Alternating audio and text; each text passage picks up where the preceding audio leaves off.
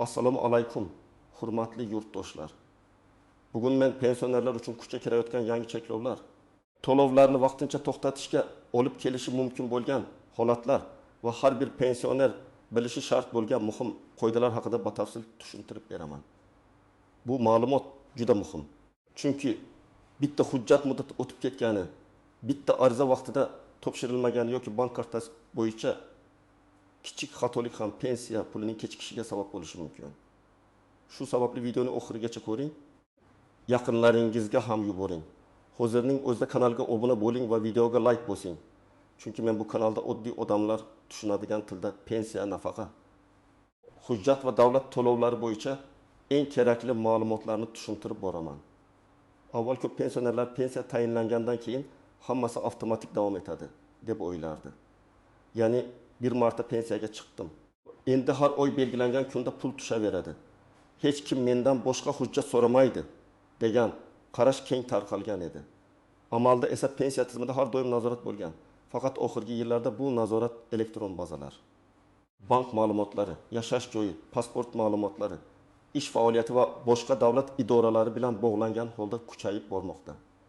Endi asosiy o'zgarish shundan iboratki, pensiya to'lovlari faqat inson pensiya yoshiga yetgani uchun emas, balki uning ma'lumotlari dolzarb, hujjatlari tartibda, yashash joyi tasdiqlangan, bank rekvizitlari to'g'ri va qonunda belgilangan shartlar buzilmagan bo'lsa davom etadi. Men buni qo'rqitish uchun aytayotganim yo'q. Aksincha, har bir pensioner oldindan bilib olsa muammoning oldini oladi.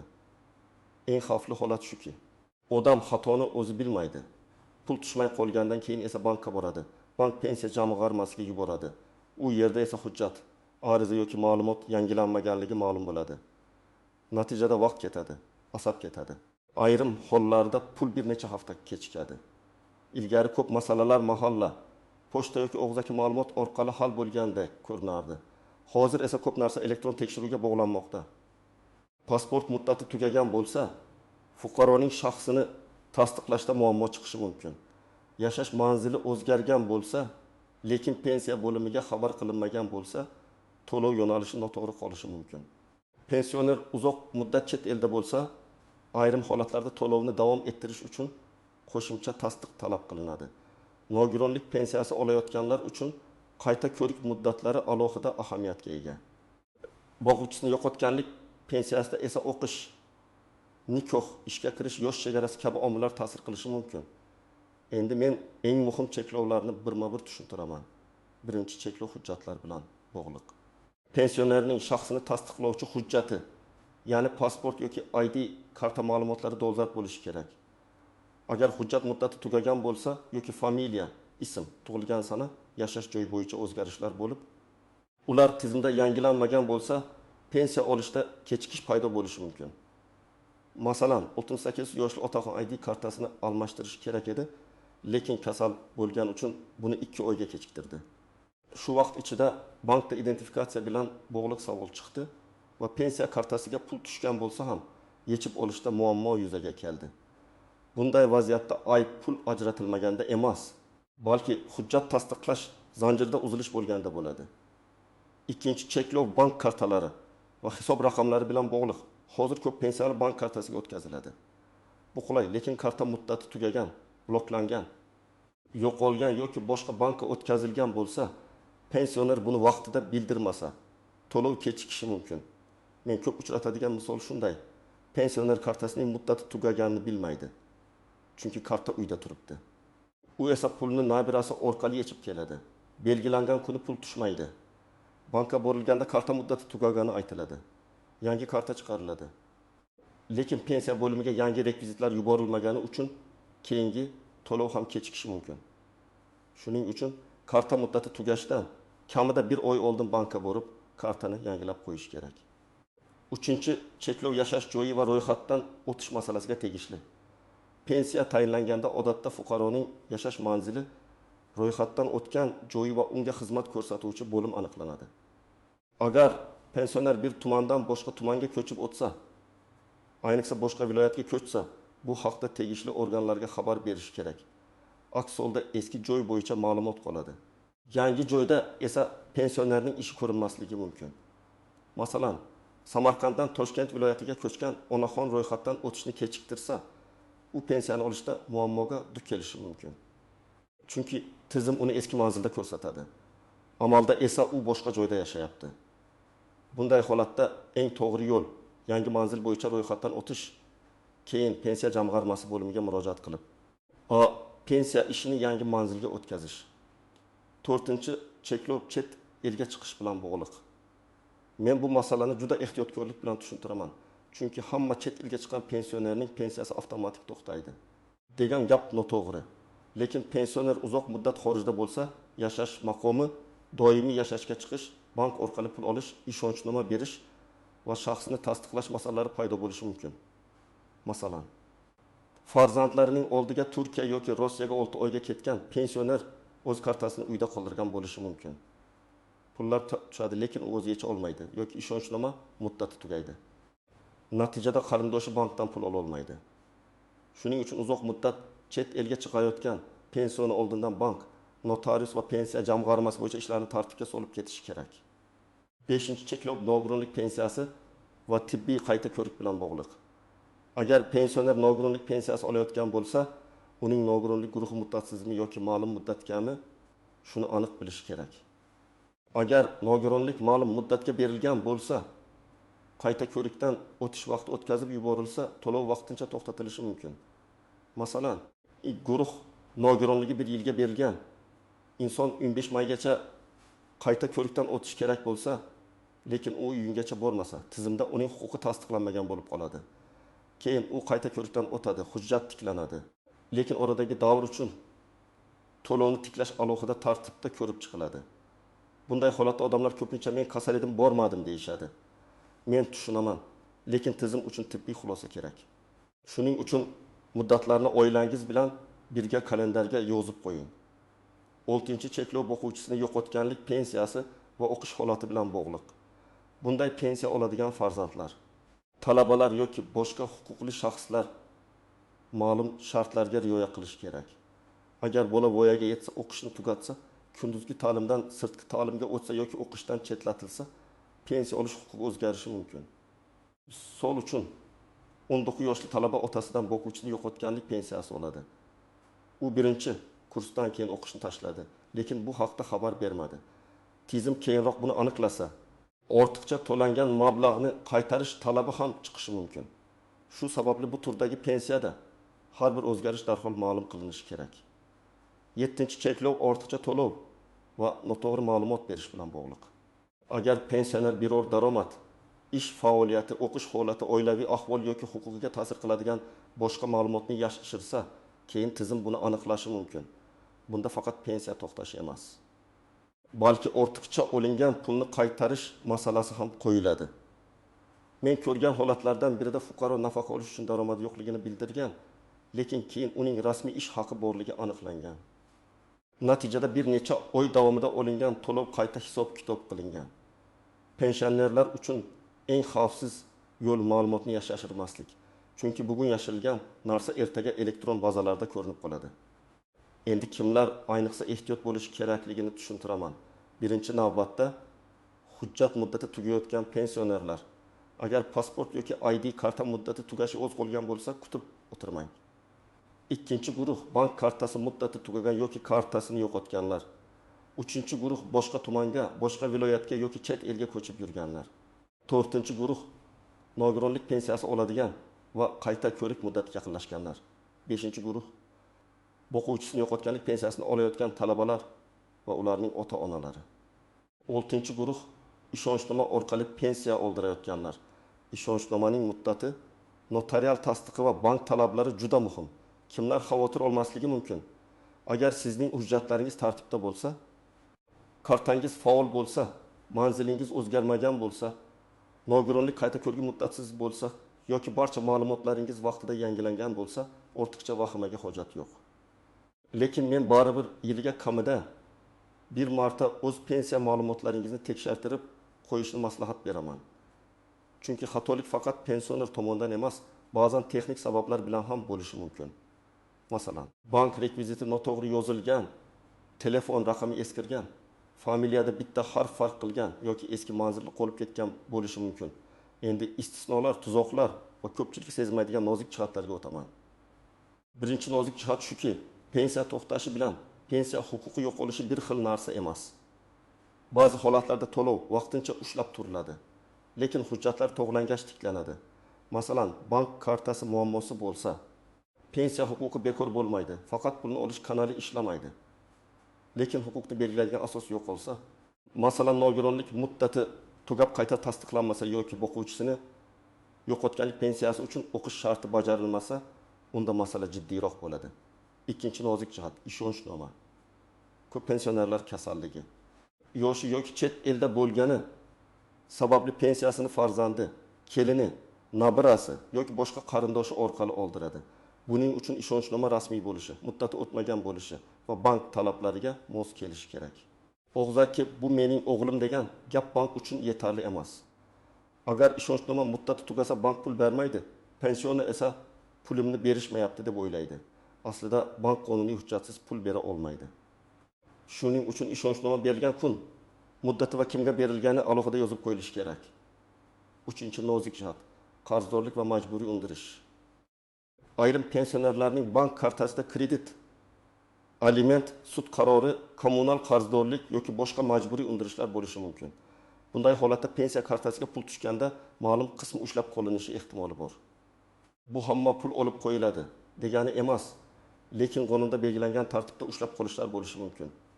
Masalan, pensioner 2 million so'm pensiya olsa va sud qarori bo'yicha har oy ma'lum foiz ushlab qolinishi belgilangan bo'lsa, kartaga to'liq summa tushmagandek ko'rinishi mumkin. Bunday vaziyatda bankdan ko'chirma olish, ijro organidan qaror nusxasini so'rash va qancha miqdor ushlab qolinayotganini aniqlash kerak. 4-chi nozik jihat telefon raqami va SMS xabarnoma. Ko'pchilik bunga e'tibor bermaydi. Lekin bank va davlat xizmatlari bilan ishlaganda telefon raqami muhim. Agar karta eski raqamga ulangan bo'lsa, SMS boshqa odamga borishi mumkin yoki umuman kelmaydi. Keyin pensioner pul tushgan tushmaganini bilmaydi. Ayniqsa farzandlari boshqa shaharda yashaydigan yolg'iz pensionerlar uchun bu katta muammo. Men har doim maslahat beraman. Bankdagi telefon raqamingizni tekshiring. Raqam o'zingiz yoki ishonchli yaqiningiz nomida bo'lsin. Lekin nazorat sizda bo'lsin. 5-chi nozik jihat kimdir aytdi degan gaplarga ishonmaslik. Ba'zan mahallada yoki bozorda endi hammaning pensiyasi kamayarkan. Chet elga chiqqanlar pensiya olmaydi. Karta almashtirmaganlarning puli kuyadi degan gaplar tarqaladi. Men ekspert sifatida aytaman. Har bir holatning o'z huquqiy asosi bor.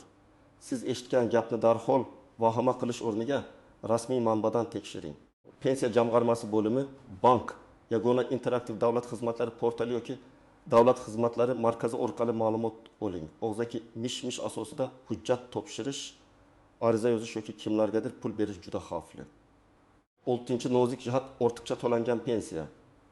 Ba'zi pensionerlar agar davlat o'zi o'tkazgan bo'lsa, men aybdor emasman deb o'ylaydi.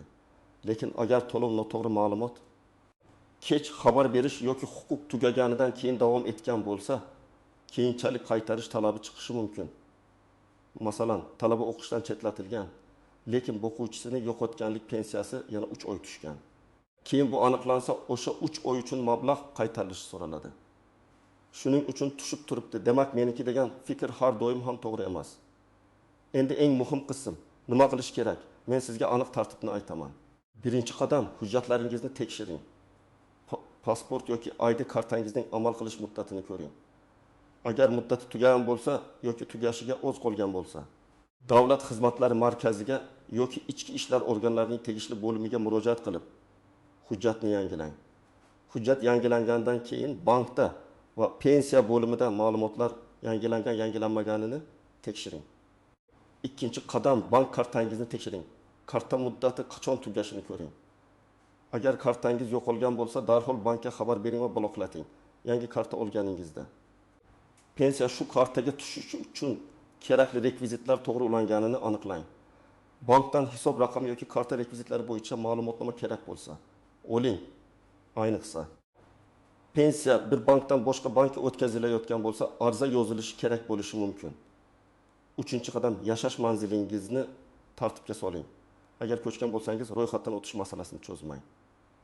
Yangi manzil bo'yicha ro'yxatdan o'tganingizdan keyin pensiya jamg'armasiga murojaat qilib, pensiya ishingiz qaysi bo'limda yuritilayotganini aniqlang.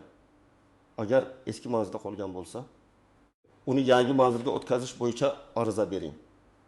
Arizada ism, familiyangiz, tug'ilgan sanangiz, pasport ma'lumotlaringiz, eski va yangi manzilingiz, telefon raqamingiz aniq yozilishi kerak.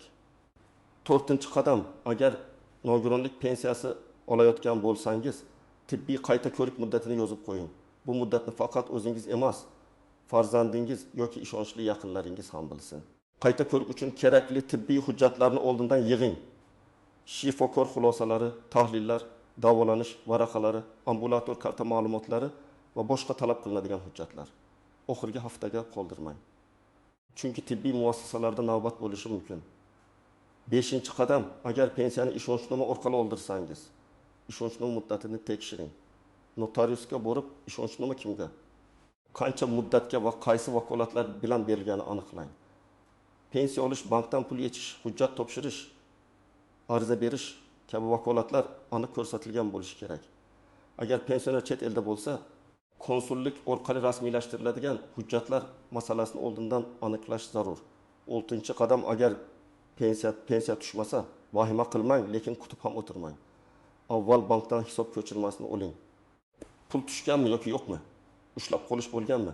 Karta faolmi? Keyin pensiya jamg'armasi bo'limiga murojaat qiling. O'zingiz bilan pasport yoki ID karta, bank kartasi, hisob rekvizitlari, agar kerak bo'lsa ishonchnoma, tibbiy hujjatlar yoki o'qish ma'lumotnomasini olib boring. Murojaat qilganda og'zak gap bilan cheklanib qolmang. Ariza yozing va arizangiz ro'yxatdan o'tganini tasdiqlovchi raqam yoki nusxani oling. 7-qadam, ortiqcha to'lov bo'yicha xat kelsa, uni e'tiborsiz qoldirmang. Ba'zi odamlar qo'rqib xatni yashirib qo'yadi. Bu noto'g'ri. Xatda nima sabab ko'rsatilganini o'qing. Qaysi oylar uchun, qancha summa va nima asosda qaytarish so'ralayotganini aniqlang. Agar rozi bo'lmasangiz, yozma tushuntirish bering, hujjatlaringizni ilova qiling. Kerak bo'lsa, yuridik maslahat oling. Eng muhimi, muddatlarni o'tkazib yubormang. 8-qadam, barcha hujjatlaringizdan nusxa saqlang. Pasport, ID karta, pensiya guvohnomasi, bank rekvizitlari, arizalar, tibbiy xulosalar, o'qish ma'lumotnomalari, ishonchnomalar, bularning hammasidan alohida papka qiling. Farzandlaringizga ham qayerda turganini ayting. Chunki ko'p muammo hujjat yo'qligidan emas, hujjat topilmay qolgandan kelib chiqadi. Endi men cheklovlar va xavfli holatlarning to'liq ro'yxatini yana tartibli qilib sanab o'taman. Diqqat bilan eslab qoling. Birinchisi, shaxsni tasdiqlovchi hujjat muddati tugashi yoki ma'lumotlar mos kelmasligi. Ikkinchisi, bank kartasi muddati tugashi, bloklanishi yoki rekvizitlar noto'g'ri bo'lishi. Uchinchisi, yashash manzili o'zgargan bo'lsa ham pensiya organlariga xabar berilmasligi. To'rtinchisi, uzoq muddat chet elda bo'lish bilan bog'liq tasdiqlash, ishonchnoma va bank muammolari. 5-si, nogironlik bo'yicha qayta ko'rik muddati o'tib ketishi. 6-si, boquvchisini yo'qotganlik pensiyasida o'qish, yosh yoki maqom o'zgarishi. 7-si, noto'g'ri ma'lumot berish yoki muhim o'zgarishni yashirish. 8-si, ishonchnoma muddati tugashi yoki vakolatlar to'liq yozilmasligi. 9-si, sud qarori, kredit yoki boshqa qarzdorlik sababli ushlab qolishlar. 10-si, telefon raqami. SMS xabarnoma va bank identifikatsiyasi bo'yicha muammolar. Mana shu ro'yxatdagi har bir band oddiy ko'rinadi, lekin amalda pensionerning bir oylik daromadi kechikishiga sabab bo'lishi mumkin. Pensiya ko'p oilalar uchun dori darmon, oziq-ovqat, kommunal to'lov va kundalik ehtiyojlar manbai. Shuning uchun men har doim aytaman, pensiya masalasida keyin qilaman degan gap eng xavfli gap.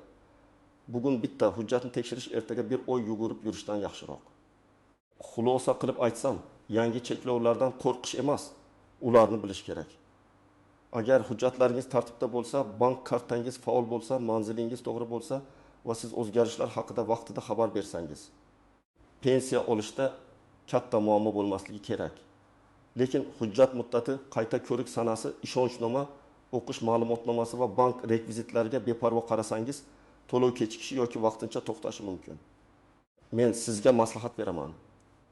Bugungi hujjatlaringizni tekshiring, kartangiz muddatini ko'ring, yaqinlaringizning pensiya holatini ham so'rang. Ayniqsa yolg'iz yashaydigan ota-onalar, buvalar, nogironligi bor insonlar va chet elga ketayotgan pensionerlar bu masalani oldindan hal qilib qo'yishi kerak.